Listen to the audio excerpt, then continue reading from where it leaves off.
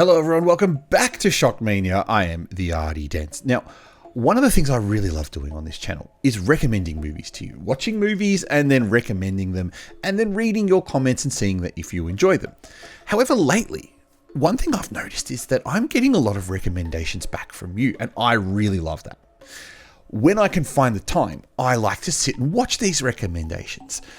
Now, recently I had a look at an Argentinian film called 1978. And I made a comment that I'd never seen an Argentinian film before. And I thought 1978 looked pretty good. It had a great kind of vibe to it, very gory, violent vibe, but still looked pretty good. I got a few recommendations or a few comments under that video recommending two specific Argentinian films that I need to watch. And an old friend of my channel by the name of Fred had long recommended these movies to me, but I've never got around to watch them until recently. As you can hear, I'm sick, and being sick's a great time to sit and watch some movies. So I think you know what those two movies are. They were Terrified, or Aterados, and When Evil Lurks, which is the newer of the film. Both are extremely well reviewed films, and both very highly recommended from everyone. They said it were great. And so over the last couple of days, being sick, I've sat down and watched them. And well, great. I thought they were pretty damn good, actually. Specifically Terrified. I seriously enjoyed every moment of Terrified. Much more than I enjoyed When Evil Lurks, and I know that is a bit of a controversial statement. So let's look at both of those two films, and I'll explain why I did enjoy them and why I enjoyed Terrified more. So first, When Evil Lurks. That's the newer of the film, came out last year, 2023. And it's about residents of a small rural town, I hate that word rural, by the way, discover that a demon is about to be born among them. They desperately try to escape before the evil is born, but it may be too late.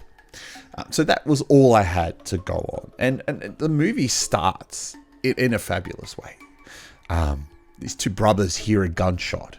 They go out to investigate and they see this mangled body and these tools left behind. And they say, well, they think they know what those tools are. Then they go to this other house that's on a farm nearby, and they see that this woman's son is grotesquely obese and then covered in boils. And he is that demon. Zombie demon, whatever it is, right? And that's one thing I really liked about this movie. It doesn't sit there and explain everything to you. It doesn't actually sit there and explain the lore. It just drops you into the world.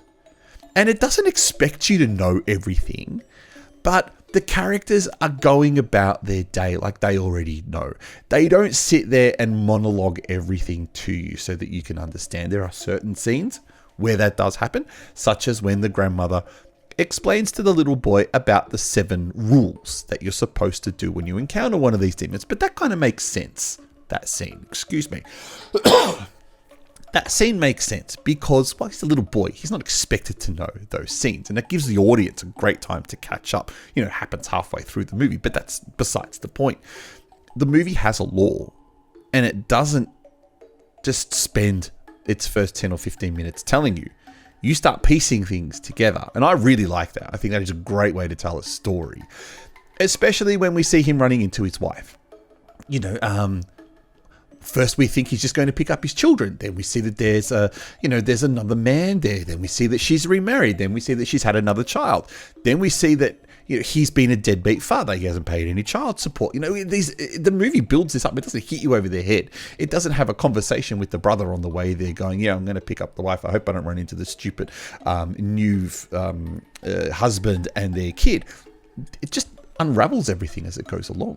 And that scene's probably one of the first really creepy, gory bits of the film when that dog just starts to maul that little girl. Great sequence. That is. And again, the movie does it quite a few times in the way it introduces characters, such as that demon hunter, which appears to be an ex-girlfriend. Did I read that bit right? Of the brother? Because there certainly was a relationship implied between them. And the fact that she's able to help out, she's retired, but she wants to help out. I like the fact that they were able to to hunt down the source of the demons and see how they could stop it. I think the ending subverted what I was expecting. You know, so used to happy endings in movies that it wasn't a happy ending at all, and didn't leave itself open for a sequel, which is so refreshing to just watch a horror movie that doesn't want to leave itself open for a sequel. It confident enough that in the hour and 40 minutes that it gave you, it told the whole story that the director wanted to tell you. It built a world, it gave you the characters, it killed off who it needed to kill off, it did exactly what it needed to do. And I can see why the film is very highly regarded. Were there bits I didn't like about the film? Well, I'm kind of, in hindsight, kind of struggling to remember some of those bits. I didn't have any issue with the acting. I didn't have any issue with the way that the movie decided to tell its story. I didn't have any issue with the way the characters acted. I think they were all believable, emotional responses in that kind of scenario. I think it's great that the movie didn't want to tell me the entire story of how everything happens. I'm even thinking now, the first time that they go to the police, the world, this zombie demon-filled world is already known. Everyone knows about it. You know, they've called a professional, because there's only certain people who can kill these demons, to come in and exorcise the demon before it gets reborn. I mean, I loved the fact that everything had its place, and there was no need to sit the audience down Silent Hill style and tell you the entire movie on, you know, it's I hate to use the word thinking person's movie, because I don't quite think it's a thinking person's movie. It's not a super high thriller or a Shawshank Redemption style drama, but it is certainly a movie that rewards the person who's paying attention with enough lore to be able to understand what's going on. And I wish I had paid full attention, but I felt like I got enough out of the film. Using my ghost rating, if I was to give the movie a rating, it's a very clear 4 out of 5 ghosts. It was fantastic, and I would recommend it for you to watch. But the one I would really recommend is Terrified, Aterrados. Now, I don't get scared watching horror movies. I know that's a pretty bold statement, and maybe seems a bit arrogant, and I don't mean it to be. I apologize if it does. I watch horror movies for the world building. I watch it for the stories. I watch it for the characters, the monsters, the ideas, the kills, the lore. I enjoy horror because there's just something outworldly about it, obviously. I benchmark how good a film is by how much it creeps me out. And there's only been a handful of movies I feel like have ever creeped me out. When I was younger, The Blair Witch Project. Just the end sequence where he's just standing by the wall. I mean, it doesn't make any sense, but why was that creepy? It was. The first time I watched Ju-on the Grudge, the Japanese version, not the American one, and hear the throat gurgling sound. I mean, that was genuinely creepy. And when I get creeped out, the hair on my arm stands up. The hair on the back of my neck stands up. And when that happens, when I'm watching a movie, I smile because I think that's the reason I watched this movie, right? Maybe more recently, something like Gongjam Haunted Asylum from Korea. It's another one that I think there were at times like I got genuinely creeped out. Incantation from Taiwan, another one. That there were some genuinely creepy moments in that film. But I think Terrified knocks all of those out of the park. And I can remember 4 very clear scenes that had the hair on my arm, and I've got quite a hairy arm, sticking up. And those scenes were in order, and there are some spoilers here, so I do apologize if you haven't seen this. When the wife is getting whacked around the bathtub. That just was great. It's so unexpected. When the monster is under the bed, the first time we see the monster under Walter's bed, I had to double take. You know, was that what did I just see there? When the mortician is talking to Funes, I think it's Funes in the house, and he's saying, "You're in the kitchen." He's like, "No, I'm not in the kitchen." It's like, "I can see someone in the kitchen." And then he goes to his left. He can't see the creature there anymore. He goes to the right, can see it. Goes to the left, can't see it. Goes to the right, can see it. Goes to the left, can't. Goes right, boom, it's right there. Like, that is fucking great. It's really, really, really great. And the other sequence that really creeped me out involved Dr. Albrecht, where she's standing by the wall with the big crack in it. And if you've seen the movie, you know exactly what happens next. That's creepy. That's genuinely creepy. This movie, to me, and I don't know if other people in their reviews, because I haven't read anyone else's reviews about the film. So, look, it might generally be hated, a film. I don't know. All I know is that people have recommended it to me. And I'm looking at the score here. A 67 out of 100 for a horror movie is pretty damn high. The film seemed to tackle some childhood themes. Things that children get scared of. Monsters under the bed, monsters in the closet, monsters in the walls. And turned them into real manifestations. Real monsters. Like When Evil Lurks, this movie has a lore, but doesn't tell you anything. It again just drops you into the world. And it drops you into the world of is it Yano and his wife? Or is it? Yeah. Oh, okay. I can't remember the name of that character. The one right at the start. Maybe it's Juan. And then when she dies, you know, he meets the three detectives. And then we switch to Walter's side. And then we switch to Alicia. Well, not for long, because then the three investigators come in. I mean, we are not told why there's paranormal activity happening in that neighborhood. At least I don't remember hearing about it. And that's what I liked about this film. There's a sense of mystery. Why does it exist there? Can that supernatural paranormal activity move somewhere else? Is it only going to affect those 4 or 5 houses? Can they get rid of it somehow? All the questions that it asks that it doesn't answer made me really enjoy the film so much more, because then it leaves you open to interpretation. Sometimes I hate movies that leave themselves open for interpretation, but I'm hoping with this video talking about this movie, I get some comments down below with people who can explain what they think happened in Terrified. I don't remember a scene in Terrified that bored me.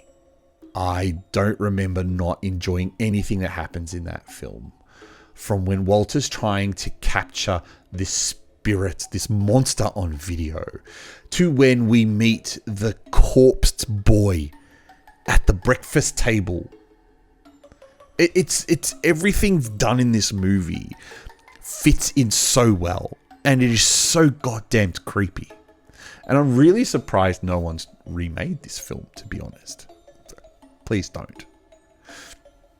Now, I want to have a chat about the film and what it should mean to independent and low-budget filmmakers. Because I look at this film and I can break it down a bit, and it doesn't appear to be a very expensive, overtly high-budget film to create. And as I'm watching this, I'm thinking, so why don't people like Jagged Edge, or the people that made Cocaine Bear, when they're looking to make a film, why don't they look at how to create a genuinely creepy world like this without reverting to just being stupid? And, you know, I'm not going to talk about any of Dark Infinity's stuff, because I think that person's just purely a scammer when it comes to making movies. But there is nothing in this film that an independent filmmaker with a modest budget couldn't reproduce. And I even thought towards the end, when Fumes was about to set fire to the house, he does, but you don't actually see it. It's edited and filmed in such a way that you know the house is on fire, but you don't see that happening You see some flames in certain shots, but nothing's there.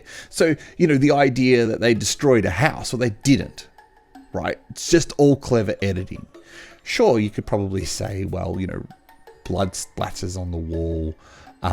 It's not really something you see in low budget films, but there are ways around this. Clever filmmakers can do this, and you'll notice actually with a lot of really low budget movies that there's a lot of plastic up on the walls, right? There's always, this house is being renovated. This house is covered in plastic drop sheets. It's because they don't want to dirty the walls. They don't have the budget to do the cleaning, right?